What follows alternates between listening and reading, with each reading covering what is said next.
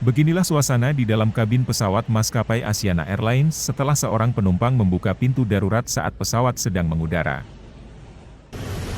Beruntung, pesawat jenis Airbus A321-200 itu bisa mendarat dengan selamat usai insiden terjadi.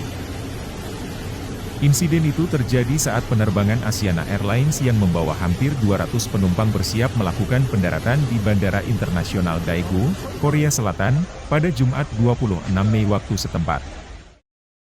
Perwakilan maskapai Asiana Airlines mengatakan seorang penumpang yang duduk di dekat pintu darurat tiba-tiba membuka pintu secara manual dengan menyentuh tuasnya.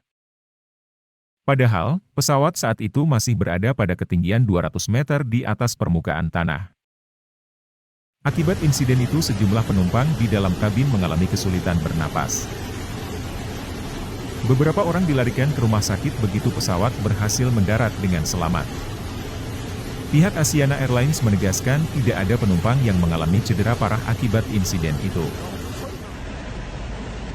Dilaporkan ada 9 orang yang menjalani perawatan di rumah sakit setempat akibat insiden horor itu. Sementara penumpang yang membuka pintu darurat itu telah diserahkan ke pihak kepolisian setempat.